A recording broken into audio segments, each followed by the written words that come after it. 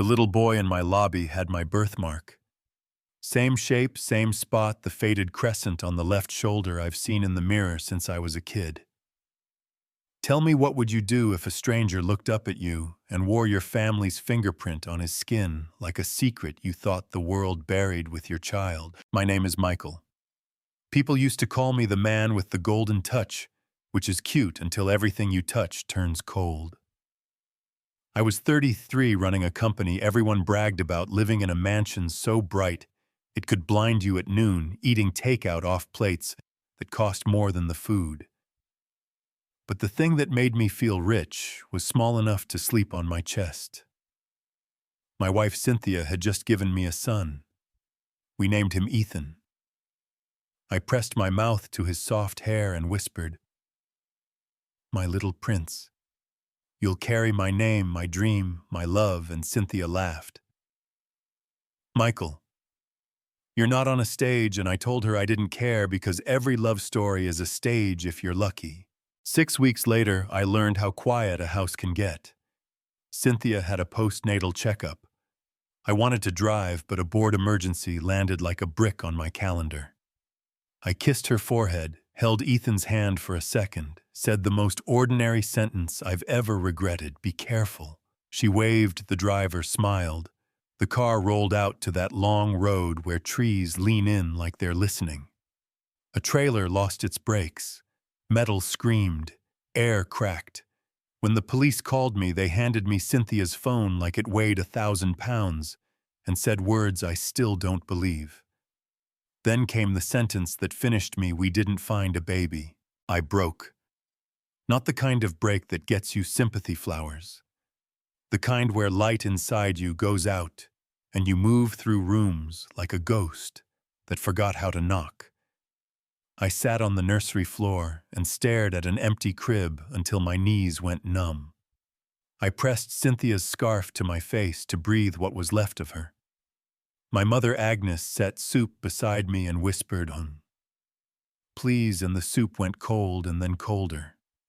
My best friend Kelvin slid into the CEO chair and kept the company alive while I learned how to stand up without wanting to lie down. Yeah, that happened. Money couldn't buy air. Here's the part I didn't know.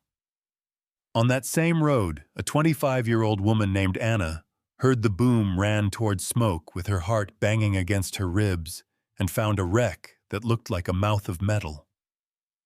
2 bodies. One sound so small she almost missed it. A baby crying. She unbuckled him with shaking hands, lifted him out, and walked. She didn't have a plan.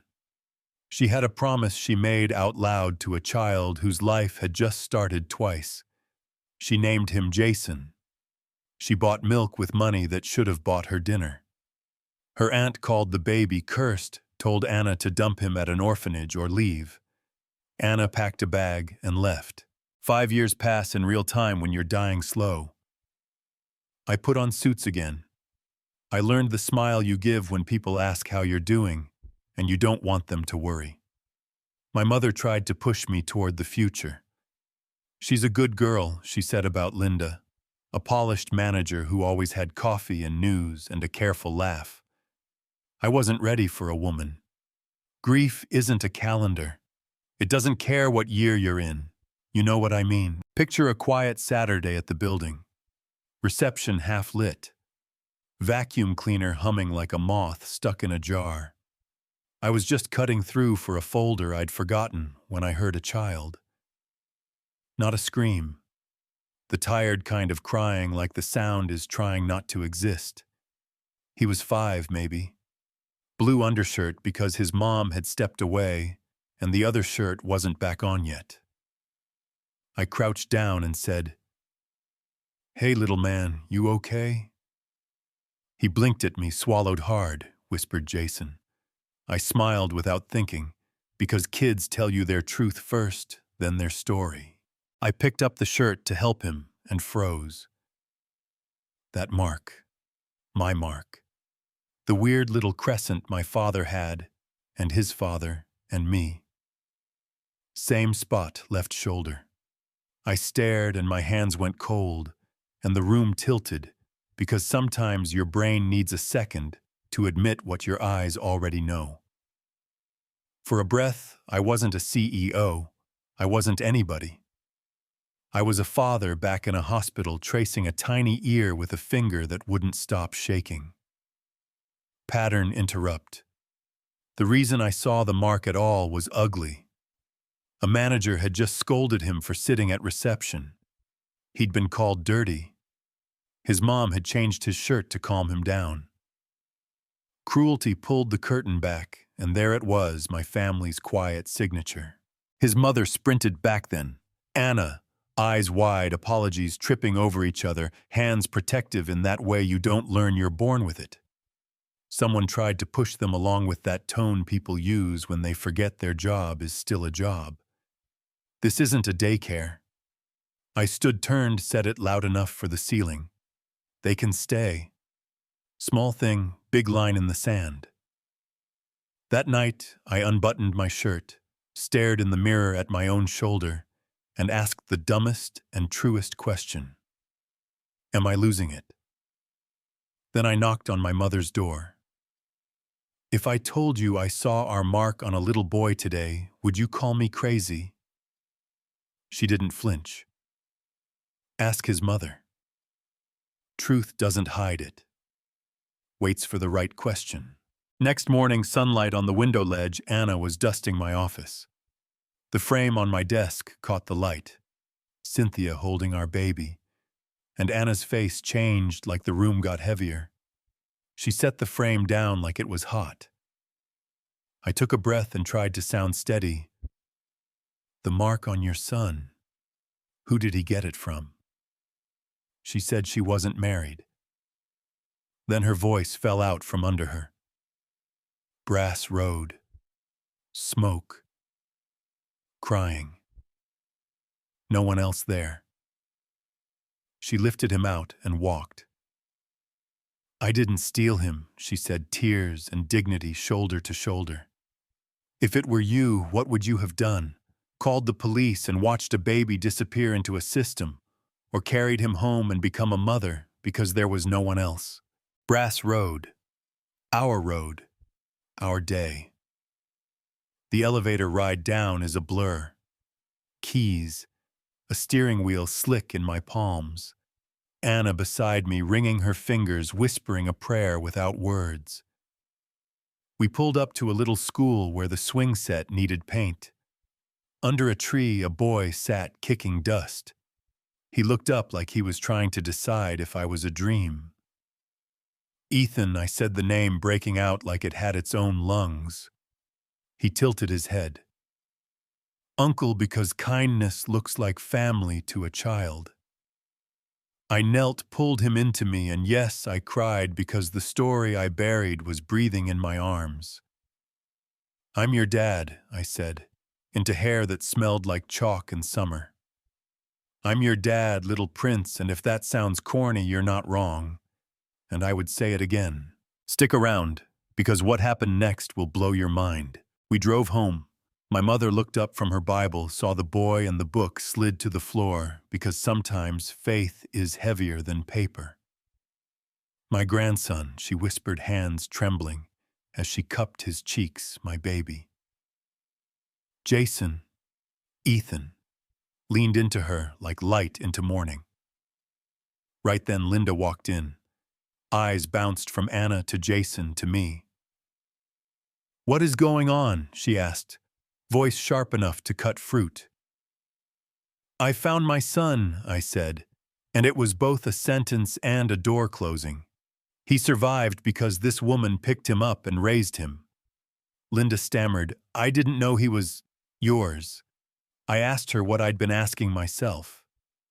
Do you need a last name to be kind? Do you think that's fair? That decency is a luxury brand. The house changed temperature after that. The legal part was messy and careful, because the world wants signatures to bless what love already knows. But dinners got louder. Laughter learned the hallway again. We got Jason shoes that didn't blister, not because money equals love, but because dignity looks like a shirt you don't have to apologize for. We added a place at the table for Anna, and then we remembered she'd carried that table a long time before we set it. Most evenings we walked into the garden, blew bubbles, watched them hover, like they were thinking about not popping, and laughed at nothing until it turned into something. I watched Anna tie a lace, straighten a collar, whisper a quiet blessing over rice, and felt safe in a way I hadn't since before the world cracked. Linda moved out without fireworks. No scandal, no last stand, just the gravity of a heart that knew the room didn't belong to it. Kelvin clapped me on the shoulder and said, "Welcome back." And for the first time in 5 years, I believed him. My mother cooked like celebration was a muscle and prayed like it was oxygen. I slept through the night and didn't wake bargaining with the dark. You know what I mean? Now the twist inside the twist. The world wanted a clean answer. Erase Anna. Rewrite the name. Pretend those years were a clerical error. But love isn't clean, it's true. We changed his legal name to Ethan Jason Williams because legacy matters. But in our home, we call him Jason half the time because that's the name love gave him when the sky was on fire. Anna is his mother. Period. Cynthia is his mother too. Love doesn't expire just because the heart stops. Some people argued with me like custody is a scoreboard. Some said biology wins. Some said labor wins the daily grind of showing up with lunch and a bandage. My answer is a little messier and a lot more honest. He belongs to the people who show up, who kneel in lobbies, who cross burning roads, who hold the line in a kitchen when the world outside calls you cursed. If you disagree, tell me why. I'll read it. I proposed in the garden at sunset. Not a big plan, no fireworks, just light the color of forgiveness. I told Anna I owed her everything. Not just my son, but my breath. And I meant it. I went down on one knee. Jason bounced like his sneakers had springs. Anna cried and said yes in a voice that sounded like rain on a hot road. We married in a house my grief had turned into a museum. White and gold, my mother's joy all over it. Guests who knew the headline but not the footnotes. When the priest said, "What God has joined together, let no man put asunder," even the cynical part of me sat down and kept quiet. A month later, we drove to Aunt Susan's, because unfinished business is still business. She stepped onto the porch, saw the car, the clothes, the calm on Anna's face, and shame did its arithmetic. "I was wrong," she said before we climbed the steps. Anna hugged her. "I forgave you a long time ago. That's who she is. I'm still catching up. Here's where I make some of you mad and make the rest of you type with your whole heart. Wealth gave me reach. I had lawyers' time rooms that open when I knock. But it didn't give me virtue. Anna had that when she was broke and hungry and singing to a child the world told her to abandon. Class didn't disappear when we changed Jason's shoes. It just changed costumes. So what is a family really? Blood paper or the daily work of showing up? Should a child be allowed to have 2 mothers without anyone feeling erased? If it were you, would you fight for custody with everything money can buy? Or would you build a new kind of household that tells the truth about how he was saved? Do you think it's fair to rename a life without keeping the name love gave it? Where does justice live when grief, fate, and power sit down at the same table? One last pattern interrupt. The insult that was supposed to humiliate us is the reason I saw the mark. Linda tried to push a little boy out of my lobby. Instead, she pushed me toward my son. Life is stubborn like that. Yeah, that happened. So now I'm asking you, if it were you, what would you have done on Brass Road in that lobby at that porch? Would you call him Ethan or Jason? Would you say one mother or 2? Drop your take in the comments. Argue with me if you need to keep it human. Tell me where you're watching from and which moment made you stop scrolling. If this story moved you, hit like, share it with the person who taught you compassion when nobody was watching, and subscribe for more real stories told the way life actually feels. Messy, stubborn, unbelievably beautiful.